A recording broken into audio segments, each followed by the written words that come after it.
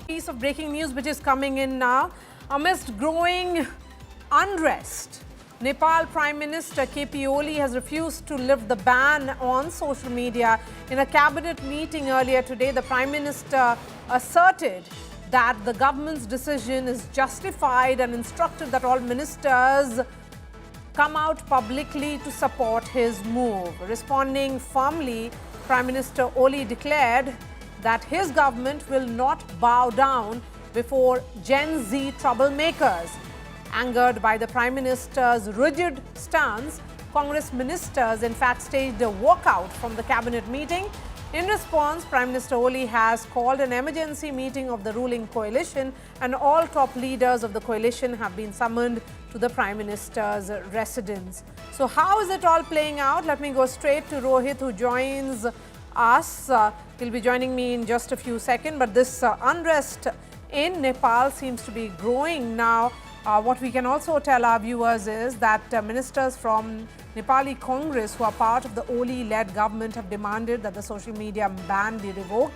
Remember, the protesters have been on the streets for the last few hours, demanding that this is causing a weight. The stance of the government is not justified and that it is against their larger sentiment. So the message that is coming in now from the Prime Minister is that there is no question of lifting the ban, that social media ban, which is there against various websites and platforms, will continue even as the unrest in Nepal intensifies. And the decision to mobilize the army, remember, was taken after protesters broke into restricted zones and entered the federal parliament premises, prompting authorities to now issue a curfew order.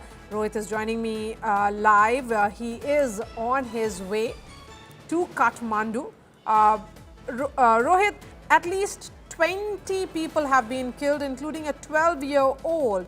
This protest is only growing, and the Prime Minister here is rigid. He has decided that there is no question of him submitting his resignation or going back on his decision.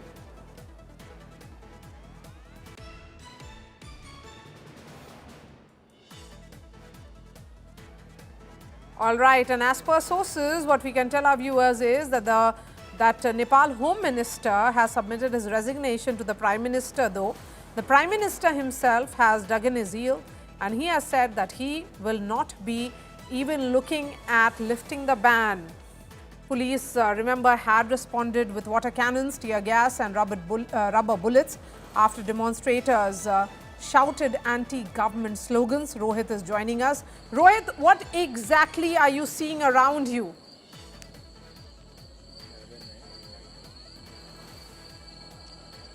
Well, Maria, let me tell you, right now I am in birganj in Nepal, and in birganj district also 2 hours back curfew was imposed because of the huge violence that took place here on the Indo-Nepal border, because birganj is located on the Indo-Nepal border. In the evening there was tires that were burned by several youth, and also an incident of firing that took place in birganj, and as a protest that was seen in Kathmandu earlier in the day, it in fact expanded in other parts of the Himalayan kingdom.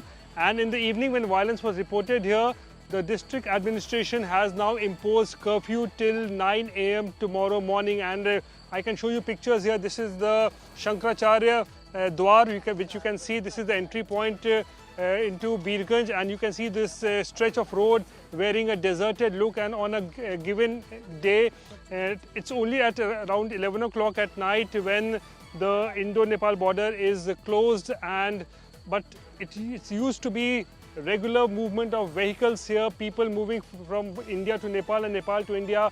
But because of the curfew that has been imposed a couple of hours back, you can see this entire stretch of road in birganj is wearing a deserted looks, and clearly goes on to show and gives a sense that how tense the situation is on the ground. And what we witnessed in Kathmandu earlier in the day today, where thousands of youth, they went on a rampage. Violent clashes took place between youth and the police.